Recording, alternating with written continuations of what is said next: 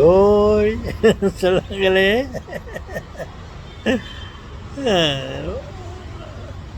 வணக்கங்கள் தாத்தா. என்ன தாத்தா நீங்கள் உங்கள் வீட்டை மாதிரியே நீங்களும் ஆடை அணிந்து கொண்டிருக்கிறீர்களே. ஒரே மேட்சாக இருக்கிறது அந்த வீடு. பாருங்கள், கூரை, சீலிங், உங்களுடைய ஷர்ட் எல்லாம் மேட்ச் ஆகிற மாதிரி போட்டுக்கிறீங்களே சொல்கிறாங்களே. இப்போ செல்வமே தாத்தாவே இல்லை செல்வங்களே, நான் ஏதோ ஒரு ஷர்ட்டை, அதோ புது ஷர்ட்டு, நேற்று தான் எனக்கு பர்த்டே. அதுக்கு எனக்கு புதிய சட்டையை வாங்கி கொடுத்தார்கள், கால் சட்டையும் மேல் சட்டையும். அது அணிந்து கொண்டு இருக்கிறேன். அதை பற்றி நான் நினைக்கவே இல்லை. நீங்கள் சொன்ன பிறகு தான் தெரிகிறது. ஆமாம், இந்த வீட்டு மேல் மாடியில் உள்ள வீட்டு இந்த கலரு தான் இருக்குது. நானும் அதை அணிந்து கொண்டு இருக்கிறேன். இதெல்லாம் தெரியாமல் நடக்கிற சில சம்பவங்கள். சரி தாத்தா, ஏதாவது சொல்லுங்கள் தாத்தா. என்னத்தை சொல்கிறது? பாருங்கள், சாக்ரிஃபைஸ், என்ன ஃபைஸ், சாக்ரிஃபைஸ் என்று சொல்வார்கள். என்ன சாக்ரிஃபைஸ்னால், எங்கள் அப்பா அம்மாவுக்கு நாங்கள் செல்ல குழந்தைகள். குறிப்பாக நான் மிகவும் செல்ல குழந்தை அப்படின்னு நான் நினைக்கிறேன். அவர்களும் அப்படித்தான் நினைத்தார்கள். இருக்கும்போது என் மீது மிகவும் அன்பு காட்டி கொண்டிருந்தார்கள். எப்போதும் என்னை தூக்கி வைத்து கொண்டிருப்பார்கள். எனக்கு வீட்டில் முதலிடம் கொடுப்பார்கள். அக்காவை விட, தங்கைகளை விட எனக்கு ஒரு படி மேன்மையாக என்னை வைத்து கொண்டிருந்தார்கள். அப்படி இருக்கும்போது என் மீது ரொம்பவும் அன்பாக இருப்பார்கள். அப்போது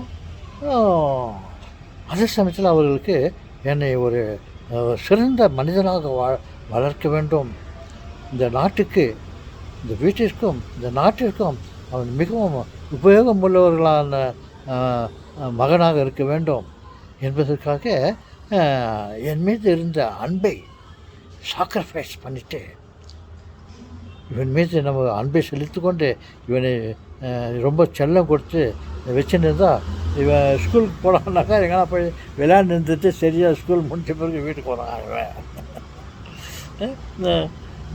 நான் இவன் ரொம்ப அட்டகாசம் பண்ணுறான், அதே நோண்டி நிற்கிறான் சொல்லிவிட்டு வேலைக்கு போகும்போது, நான் சிறு பையனாக இருக்கும்போது வேலைக்கு போகும்போது போயிட்டு அவர் ஒரு 2 மணி நேரத்தில் அப்படி வேலையை முடித்து விட்டு வருவார். அவர் ஒரு மிகவும் ஒரு விதமான வேலை பொறுப்பை ஏற்றிருந்தார். ஒரு நாளைக்கு 2 முறை அவர் வேலைக்கு செல்வார். அவர் கடமைகளை செய்துவிட்டு வருவார். அப்படி இருக்கும்போது சரி, அந்த 2 மணி நேரம் தான் இருக்கிறது. இந்த சமயத்தில் இவன் வந்து ரொம்ப வீட்டில் அட்டகாசம் பண்ணினுக்கிறான். ஏதாவது இது அதையும் நோண்டிட்டு சில படிக்காமல் ஒரு மாதிரி பொறுப்பு இல்லாதவனாக இருக்கிறான். இவனை இப்படியே விட்டாக்கா படிக்க மாட்டான். எதிர்காலத்தில் இவன் 4 பேர் மாதிரி நல்லவனாக இருக்கணும்னாக்கா இவன் நல்லா படிக்கணும், ஒழுங்காக இருக்கணும். அதுக்கு என்ன செய்யுதுன்னு அவர் யோசித்தார். எங்கள் அப்பா யோசித்து, சரி ஒரே வழி, இவன் மேலே நம்ம வச்சுருக்கிற பாசத்தெல்லாம் மூட்டை கட்டி வச்சுட்டு இவனை மூட்டை கட்டி ஒரு நல்ல இடத்துல போயிட்டு சேர்க்கணும். ஒரு நல்ல இன்ஸ்டிடியூஷனில் அவனை சேர்த்து நல்லா படிக்க வைக்கணும்னு சொல்லிட்டு என்னை கொண்டு போயிட்டு போர்டிங்கில் போய் விட்டார். போர்டிங்கில் கொண்டு போய் விட்டார். இவனை எங்கே விட்டா சரியாக வருவான்னு சொல்லிட்டு ஒரு கிறிஸ்தவ கல்லூரி பாடசாலை போர்டிங் அது ஆர்ஃபனேஜாக இருந்தது.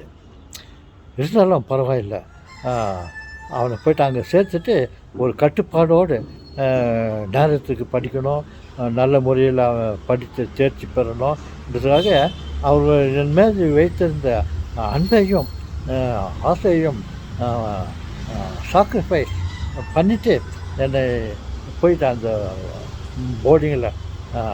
போர்டிங் ஸ்கூலில் என்னை சேர்த்தார்கள். நான் அங்கே சேர்ந்து ஓரளவு இந்த அளவுக்கு நான் ஒரு மனிதனாக வாழ்ந்து கொண்டிருக்கிறேன் என்றால் அவருடைய சாக்ரிஃபைஸ்க்கெல்லாம் தமிழில் சொல்லுவாங்களோ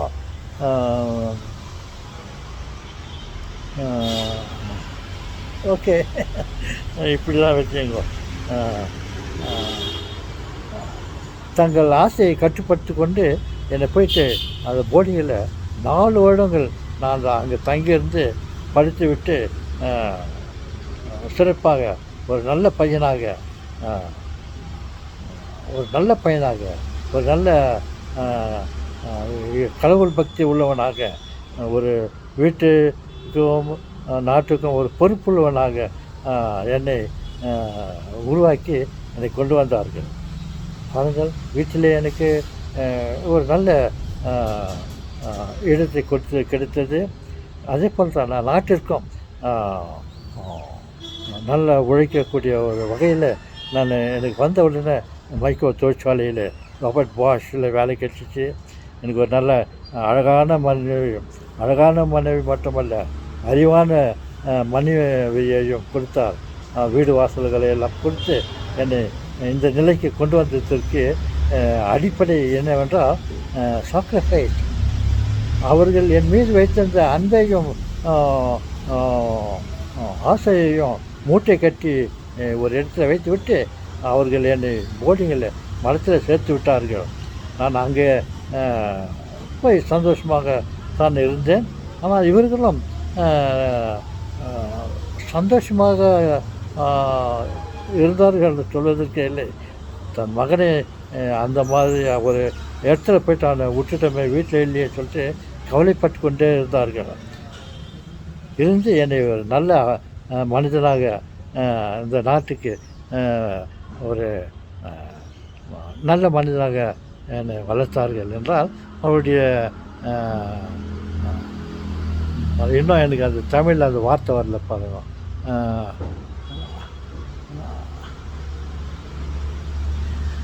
அப்புறம் ஞாபகம் வரும். ட்ரெயின் போயிட்ட பிறகு ஓகே அப்படின்னு சொல்லுவாங்க. அந்த மாதிரி சொல்லுவாங்க இல்லையா. இந்த சாக்ரிஃபைஸ்ன்றதை பற்றி நான் ஒரு வார்த்தை சொல்ல, ஒரு அனுபவத்தை சொல்ல வேண்டும் என்பதற்காக நான் இது சொல்லுகிறேன். அதே போல தான் நமது ஆசைகளையும் எல்லாம் கட்டுப்படுத்தி கொண்டு சில நல்ல காரியங்களை செய்ய வேண்டும் என்றால் நம்ம விருப்பங்களை, சுகங்களை, சந்தோஷங்களை கட்டுப்படுத்தி கொண்டு ஒரு வேலையை செய்தால் அது நாட்டுக்கு மிகவும் நன்மையாக இருக்கும். அப்படி செய்வோமா? என் அப்பா என்னை அவரை தியாகம், சாக்ரிஃபைஸ்னாக்கா தியாகம். எங்கே என்னை விட்டு ஓடி போக முடியுமா? என்ன முடியுமானாக்கா தியாகம். இந்த தியாகத்தை தான் சாக்ரிஃபைஸு சாக்ரட்டிஸ் இல்லை சாக்ரிஃபைஸ் அப்படின்னு சொல்லின்னு இருந்தேன். என்னடா அதுக்கு தமிழில் என்னடா பேர் இருந்துச்சு, எங்கே போகுது நினச்சினே இந்த ஞாபகம் வந்துச்சு. என்னது 10 ரூபாய் மறந்துட்டோம் பாரு. தியாகம். நம்மை தியாகம் பண்ணிக்கொண்டு மற்றவர்களுக்காக வாழ நினைக்க வேண்டும் சொல்லுது. அப்படி தியாகம் செய்து கொண்டு நாம் வாழ்ந்தால் அது நாட்டுக்கு நன்மையை தரும். ஓகே, மீண்டும் வேறு ஒரு வீடியோவில் பேசலாமா? ஆ.